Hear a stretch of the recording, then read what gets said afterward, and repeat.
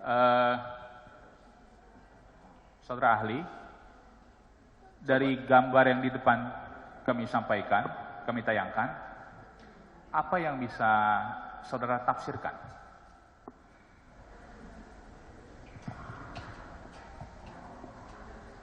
Ini saya bayangkan, izin majelis saya bermain dengan asumsi terlebih dahulu. Silakan. Ini saya bayangkan sebagai sebuah komunikasi vertikal ya. Karena ada kata jenderal dan menggunakan siap gak berani jenderal, saya bayangkan yang di bawah yang kotak berwarna hijau tampaknya memiliki jabatan atau pangkat lebih rendah daripada yang di atas. Jadi vertikal, bukan komunikasi setara tapi vertikal. Nah, yang saudara penasihat hukum pertanyakan yang mana? Yang atas atau yang bawah atau yang mana? Sekaligus, itu bagaimana ahli menafsirkan apakah itu sebuah perintah atau bagaimana? Menurut saya,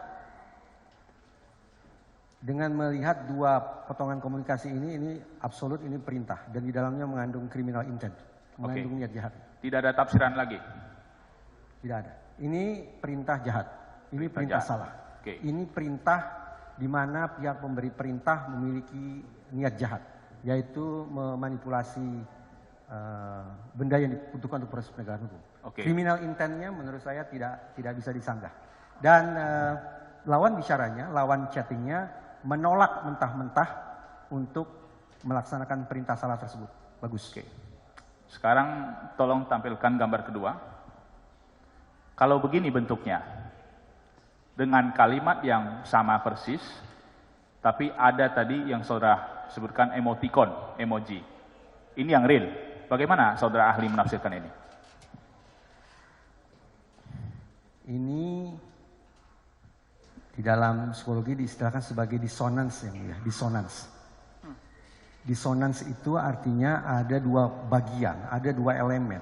Dalam konteks ini ada dua bagian percakapan yang tidak konsonan, artinya tidak harmonis, tidak linear, tidak sejalan. Tadi saya katakan berdasarkan riset dan juga sudah dijadikan sebagai sebuah kebijakan di lembaga yudisial di negara lain, tidak bisa kita pisahkan atau nihilkan elemen emoji dalam percakapan ini. Elemen emoji menghadirkan konteks dan emosi yang bisa mengubah konteks komunikasi secara keseluruhan. Sesaat lalu di gambar sebelumnya saya katakan absolut itu adalah perintah yang mengandung criminal intent, perintah jahat.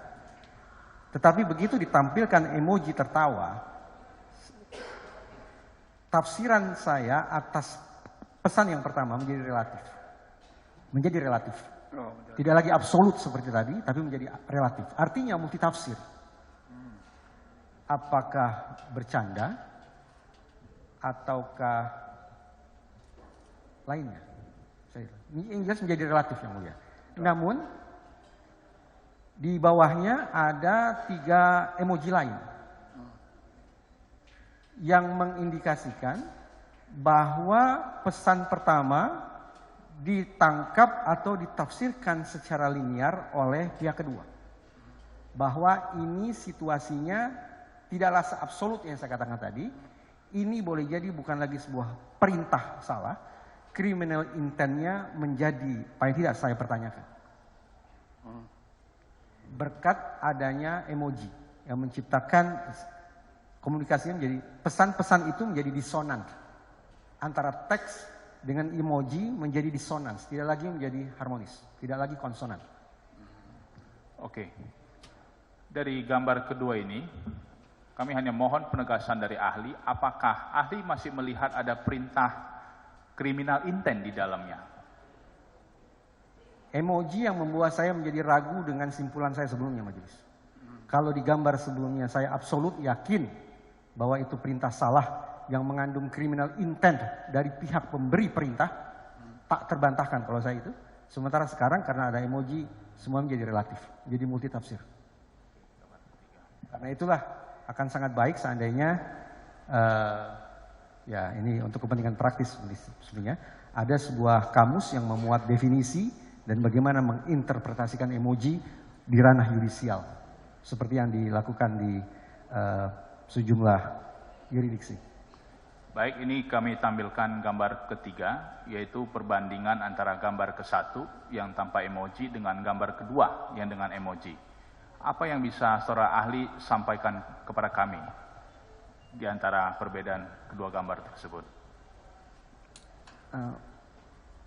Walaupun penambahannya bukanlah berupa teks, tetapi kembali saya mengatakan bahwa berdasarkan misalnya mengutip putusan Supreme Court of Western Australia, Pak Mahkamah Agung Australia Barat yang mengatakan bahwa penampilan atau pemunculan emoji bisa mengubah pemaknaan secara keseluruhan atas sebuah komunikasi. Saya kembali menegaskan apa yang saya katakan tadi majelis, bahwa gambar pertama yang sepenuhnya teks saya tafsirkan sebagai sebuah perintah salah dari pihak yang memiliki criminal intent dan pihak penerima perintah menolak untuk melaksanakan perintah salah tersebut.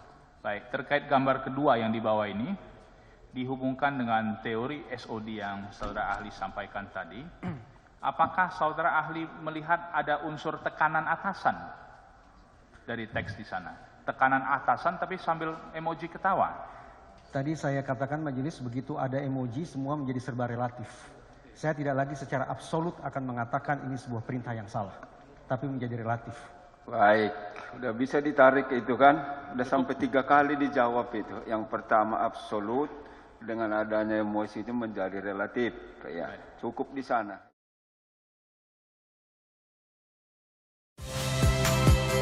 Saya Nitya Anissa, saksikan program-program Kompas TV melalui siaran digital, pay TV, dan media streaming lainnya.